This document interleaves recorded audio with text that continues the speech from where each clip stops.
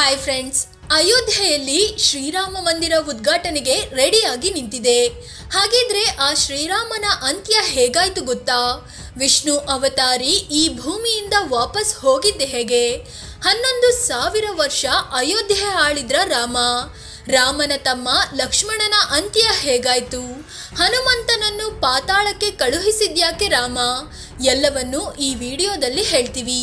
ಅದಕ್ಕೂ ಮುನ್ನ ನೀವಿನ್ನೂ ನಮ್ಮ ಚಾನಲ್ಗೆ ಸಬ್ಸ್ಕ್ರೈಬ್ ಆಗಿಲ್ಲ ಅಂದರೆ ಈ ಕೂಡಲೇ ಆಗಿ ಪಕ್ಕದ ಗಂಟೆ ಗುರುತಿನ ಮೇಲೆ ಕ್ಲಿಕ್ ಮಾಡಿ. ರಾಮನ ಬಳಿ ಬರಲು ಕಾಲದೇವನಿಗೆ ಭಯ. ಶ್ರೀರಾಮ ಭೂಮಿಗೆ ಬಂದು ಹಲವು ವರ್ಷಗಳು ಕಳೆದಿದ್ವು. ರಾಮ ಅವತಾರ ಎತ್ತಿದ ಪ್ರಮುಖ ಉದ್ದೇಶ ಈಡೇರಿಯಾಗಿತ್ತು. ರಾಮನ ಆಯಸ್ಸು ಮುಗಿದರೂ ಕಾಲದೇವ ಅಯೋಧ್ಯೆಗೆ ಬರಲಿಲ್ಲ. ಅದಕ್ಕೆ ಕಾರಣ ಹನುಮಂತ. ತನ್ನ ಆರಾಧ್ಯ ದೈವ ಶ್ರೀರಾಮನ ಪ್ರಾಣ ತೆಗೆಯಲು ಹೋದ್ರೆ ಹನುಮಂತ ಏನು ಮಾಡಿಬಿಡ್ತಾರೋ ಅನ್ನೋ ಭಯ ಕಾಲದೇವನಿಗೂ ಕಾಡ್ತಿತ್ತು. ಹೀಗಾಗಿ ಕಾಲದೇವನು ರಾಮನ ಬಳಿ ಹೋಗಿರ್ಲಿಲ್ಲ. ಆದರೆ ಕಾಲಚಕ್ರ ಸರಿಯಾಗಿ ಸಾಗಲು ರಾಮನ ಅಂತ್ಯ ಅನಿವಾರ್ಯವಾಗಿತ್ತು. ಈ ವಿಷಯ ರಾಮನಿಗೂ ಗೊತ್ತಿತ್ತು. ಹೀಗಾಗಿ ಒಂದು ಉಪಾಯ ಮಾಡಿದ್ರು. ಹನುಮನನ್ನು ಪಾತಾಳಕ್ಕೆ ಕಳುಹಿಸಿದ ರಾಮ. ಒಂದಿನ ಶ್ರೀರಾಮ ತನ್ನ ಬಳಿ ಇದ್ದ ಉಂಗುರವನ್ನು ಅರಮನೆ ಬಳಿ ನೆಲದಲ್ಲಿದ್ದ ರಂಧ್ರವೊಂದಕ್ಕೆ ಹಾಕಿದ್ರು. ಆಂಜನೇಯನನ್ನು ಕರೆದು, ನನ್ನ ಉಂಗುರ ಈ ರಂಧ್ರದಲ್ಲಿ ಬಿದ್ದಿದೆ, ತಂದ್ಕೊಡ್ತೀಯಾ ಅಂತ ಕೇಳಿದ್ರು. ಅದಕ್ಕೇನಂತೆ, ಈಗಲೇ ತಂದ್ಕೊಡ್ತೀನಿ ಅಂದ ಆಂಜನೇಯ ತನ್ನ ದೇಹದ ಸೈಜ್ ಸಣ್ಣ ಮಾಡಿಕೊಂಡು ರಂಧ್ರದೊಳಗೆ ನುಗ್ಗೇ ಬಿಟ್ರು. ಆ ರಂಧ್ರದೊಳಗೆ ಹನುಮ ಮುಂದೆ ಸಾಗಿದಂತೆ ಉಂಗುರವೂ ಮುಂದೆ ಸಾಗ್ತಾ ಹೋಯ್ತು. ಹೋಗಿ ಹೋಗಿ ಆಂಜನೇಯ ಪಾತಾಳ ಲೋಕವನ್ನೇ ತಲುಪಿಬಿಟ್ರು. ಅಲ್ಲಿ ನೋಡಿದ್ರೆ ನಾಗರಾಜ ಕಾಯ್ತಾ ನಿಂತಿದ್ದ. ಹನುಮ ಉಂಗುರದ ವಿಚಾರ ಹೇಳಿದಾಗ ಒಂದು ರಾಶಿ ಉಂಗುರ ತೋರಿಸಿದ ನಾಗರಾಜ. ಇದರಲ್ಲಿ ರಾಮನ ಉಂಗುರವನ್ನು ಹುಡುಕಿಕೊಳ್ಳಿ ಅಂತ ಹೇಳಿಬಿಟ್ರು. ಆಂಜನೇಯ ಆ ಉಂಗುರ ಹುಡುಕುತ್ತಾ ತುಂಬಾ ಟೈಮ್ ಕಳೆದ್ರು. ಋಷಿ ವೇಷದಲ್ಲಿ ಬಂದ ಕಾಲದೇವ. ಹನುಮ ಇಲ್ಲ ಅನ್ನೋದು ಗೊತ್ತಾದ ಕೂಡಲೇ ಕಾಲದೇವ ಋಷಿ ವೇಷ ಹಾಕೊಂಡು ರಾಮನ ಬಳಿ ಬಂದ್ರು. ಹೇ ರಾಮ, ನಿಮ್ಮ ಹತ್ರ ನಾನು ಸ್ವಲ್ಪ ಏಕಾಂತವಾಗಿ ಮಾತಾಡಬೇಕು. ಯಾವನಾದ್ರೂ ಅದನ್ನ ಕೇಳಿಸ್ಕೊಂಡ್ರೆ ನಮ್ಮ ಮಾತಿನ ಮಧ್ಯ ಬಂದ್ರೆ ಅಂಥವರಿಗೆ ಮೃತ್ಯುದಂಡ ವಿಧಿಸ್ಬೇಕು ಅಂತ ಹೇಳಿದ್ರು. ಸರಿ ಆಯ್ತು ಎಂದ ರಾಮ ಋಷಿಯನ್ನು ಒಂದು ಕೋಣೆಗೆ ಕರ್ಕೊಂಡು ಹೋದ್ರು. ತಮ್ಮ ಲಕ್ಷ್ಮಣನನ್ನ ಕರೆದು ರೂಮಿನ ಹೊರಗೆ ನಿಂತು ಕಾವಲು ಕಾಯ್ಬೇಕು, ಯಾರಾದ್ರೂ ಒಳಗೆ ಬಂದ್ರೆ ಮೃತ್ಯುದಂಡ ವಿಧಿಸ್ತೀನಿ ಅಂತ ಹೇಳಿದ್ರು. ಲಕ್ಷ್ಮಣ ಕೂಡ ಸರಿ ಅಣ್ಣ, ನೀವು ಹೇಳ್ದಂಗೆ ಆಗ್ಲಿ ಅಂತ ಕಾವಲು ನಿಂತ್ರು. ಕಾಲದೇವ ರಾಮನಿಗೆ ಹೇಳಿದ್ದು ಏನು? ರೂಮಿಗೆ ಹೋಗ್ತಿದ್ದಂತೆ ಋಷಿ ತನ್ನ ನಿಜ ರೂಪ ಅಂದ್ರೆ ಕಾಲದೇವನ ರೂಪಕ್ಕೆ ಬಂದ್ರು. ಭೂಮಿ ಮೇಲೆ ನಿಮ್ಮ ಟೈಮ್ ಆಗಿದೆ, ನೀವು ಆದಷ್ಟು ಬೇಗ ವೈಕುಂಠಕ್ಕೆ ಹೋಗ್ಬೇಕು ಅಂತ ಹೇಳ್ತಾರೆ. ಎಲ್ಲವೂ ಗೊತ್ತಿದ್ದ ಶ್ರೀರಾಮ ಸರಿ ಅಂತಾರೆ. ಅಷ್ಟರಲ್ಲಿ ಬಾಗಿಲ ಬಳಿ ದೂರ್ವಾಸ ಮುನಿ ಬರ್ತಾರೆ. ಆ ಸನ್ಯಾಸಿಗೋ ಮೊದಲೇ ಮೂಗಿನ ತುದಿಯಲ್ಲಿ ಕೋಪ. ನಾನು ಈಗಲೇ ರಾಮನ್ನ ನೋಡ್ಬೇಕು ಅಂತಾರೆ. ಆದ್ರೆ ಲಕ್ಷ್ಮಣ ಒಳಗೆ ಬಿಡಕ್ಕೆ ಆಗಲ್ಲ. ರಾಮ ಋಷಿಯೊಬ್ಬರ ಜೊತೆ ಏಕಾಂತವಾಗಿ ಮಾತನಾಡ್ತಿದ್ದಾರೆ ಅಂತಾರೆ. ಕೊನೆಗೆ ದುರ್ವಾಸ ಮುನಿಗೆ ಕೋಪ ಬಂದು ಒಳಗೆ ಬಿಡದೇ ಇದ್ರೆ ಶ್ರೀರಾಮಂಗೆ ಶಾಪ ಕೊಟ್ಬಿಡ್ತೀನಿ ಅಂತ ಹೆದರಿಸ್ತಾರೆ. ಲಕ್ಷ್ಮಣಂಗೋ ಅಣ್ಣ ರಾಮ ಅಂದ್ರೆ ಜೀವ. ಹೀಗಿರುವಾಗ ಅಣ್ಣಂಗೆ ಶಾಪ ಕೊಡೋಕೆ ಬಿಡ್ತಾರಾ? ನನಗೆ ಅಣ್ಣ ಮೃತ್ಯುದಂಡ ಕೊಟ್ಟರೂ ಪರವಾಗಿಲ್ಲ ಅಂತ ಬಾಗಿಲು ತೆಗೆದು ಲಕ್ಷ್ಮಣ ಒಳಗೆ ಹೋಗೇ ಬಿಟ್ರು. ದೂರ್ವಾಸ ಮುನಿ ಬಂದಿರೋ ವಿಷಯ ರಾಮನಿಗೆ ತಿಳಿಸಿದ್ರು. ಲಕ್ಷ್ಮಣನನ್ನು ಗಡಿಪಾರು ಮಾಡಿದ ರಾಮ. ಆದಿಶೇಷನಾಗಿ ಅವತಾರ ಮುಗಿಸಿದ ಲಕ್ಷ್ಮಣ. ಶ್ರೀರಾಮ ಇಕ್ಕಟ್ಟಿಗೆ ಸಿಲುಕಿದ್ರು. ತಾನು ಮಾತು ನೀಡಿದಂತೆ ಈಗ ಲಕ್ಷ್ಮಣನಿಗೆ ಮೃತ್ಯುದಂಡ ನೀಡಬೇಕು. ಆದರೆ ಪ್ರೀತಿಯ ತಮ್ಮನಿಗೆ ಶಿಕ್ಷೆ ವಿಧಿಸಲು ಮನಸ್ಸು ಒಪ್ಪಲಿಲ್ಲ.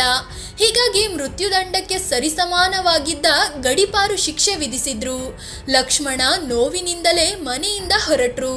ರಾಮ ವಿಷ್ಣು ಅವತಾರಿಯಾದ್ರೆ ಲಕ್ಷ್ಮಣ ಆದಿಶೇಷನ ಅವತಾರಿ. ಹೀಗಾಗಿಯೇ ಜೀವನದುದ್ದಕ್ಕೂ ಅಣ್ಣ ರಾಮನ ಒಟ್ಟಿಗೆ ಇದ್ದ ಲಕ್ಷ್ಮಣ.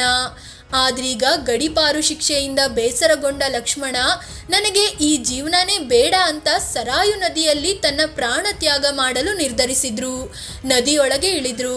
ಕೂಡಲೇ ಲಕ್ಷ್ಮಣ ಆದಿಶೇಷನ ರೂಪ ತಾಳಿ ವೈಕುಂಠಕ್ಕೆ ಹೋದ್ರು. ಹೀಗೆ ಭೂಮಿ ಮೇಲೆ ಲಕ್ಷ್ಮಣನ ಅವತಾರ ಅಂತ್ಯವಾಯಿತು. ತಮ್ಮನ ಅಗಲಿಕೆಯಿಂದ ಕನಲಿದ ರಾಮನ ಅವತಾರಕ್ಕೆ ಹಾಡಿದರು ಅಂತ್ಯ. ಎಸ್, ಎಲ್ಲವೂ ಕಾಲದೇವ ಮತ್ತು ಶ್ರೀರಾಮನ ಪ್ಲಾನ್ ಪ್ರಕಾರನೇ ನಡೀತಾ ಇತ್ತು. ಲಕ್ಷ್ಮಣ ದೂರವಾದ ಬಳಿಕ ಶ್ರೀರಾಮನಿಗೂ ತಮ್ಮನ ನೆನಪು ಕಾಡೋಕೆ ಶುರುವಾಯಿತು. ಹೀಗಾಗಿ ರಾಜ್ಯದ ಆಳ್ವಿಕೆಯನ್ನು ತನ್ನ ಮತ್ತು ಸಹೋದರರ ಮಕ್ಕಳಿಗೆ ಹಂಚಿದ್ರು. ನಂತರ ಭೂಲೋಕ ತ್ಯಜಿಸೋ ನಿರ್ಧಾರಕ್ಕೆ ಬಂದ್ರು. ಸರಯು ನದಿ ತೀರಕ್ಕೆ ಹೋದ ರಾಮ ನೀರಿನಲ್ಲಿ ಮುಳುಗಿದ್ರು. ನದಿಯ ತಳಕ್ಕೆ ಹೋದ ರಾಮ ವಿಷ್ಣು ರೂಪದಲ್ಲಿ ಮೇಲೆ ಬಂದ್ರು. ರಾಮನ ಹಿಂದೆ ಅಯೋಧ್ಯೆಯ ದೊಡ್ಡ ಜನರ ಹಿಂಡೆ ಬಂದಿತ್ತು. ಅಷ್ಟರಲ್ಲಿ ಹನುಮಂತ ಕೂಡ ಉಂಗುರ ಹುಡ್ಕೊಂಡು ಅಲ್ಲಿಗೆ ಬಂದಾಗಿತ್ತು. ಎಲ್ಲರಿಗೂ ಒಂದಷ್ಟು ಜವಾಬ್ದಾರಿಗಳನ್ನು ಹಂಚಿದ ವಿಷ್ಣು ವೈಕುಂಠಕ್ಕೆ ಹೊರಟ್ರು. ಅವರನ್ನ ಕರ್ಕೊಂಡು ಹೋಗೋಕೆ ವಾಹನ ಗರುಡ ಕೂಡ ಬಂದಿದ್ದ. ರಾಮನ ಎತ್ತರ ಮತ್ತು ಆಯಸ್ಸಿನಲ್ಲಿ ಗೊಂದಲ. ಶ್ರೀರಾಮ ಎಷ್ಟು ಎತ್ತರ ಇದ್ರು, ಎಷ್ಟು ವರ್ಷ ಬದುಕಿದ್ರು ಅನ್ನೋ ಬಗ್ಗೆ ತುಂಬಾ ಗೊಂದಲಗಳಿವೆ.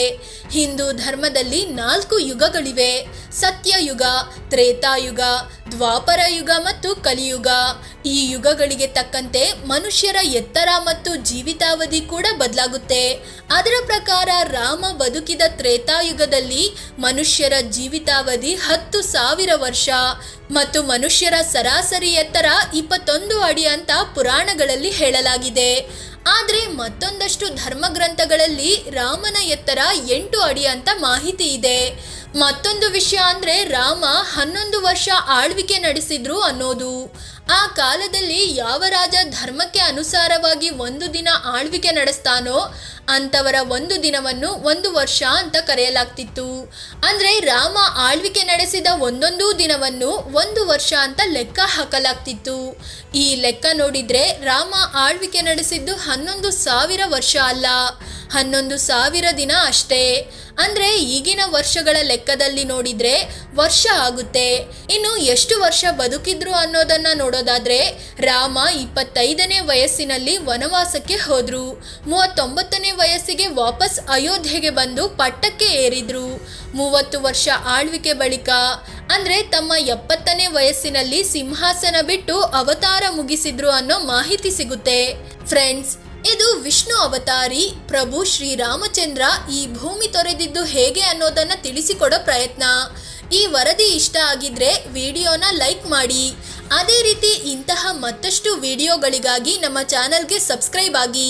ಪಕ್ಕದ ಗಂಟೆ ಗುರುತಿನ ಮೇಲೆ ಕ್ಲಿಕ್ ಮಾಡಿ. ಧನ್ಯವಾದ.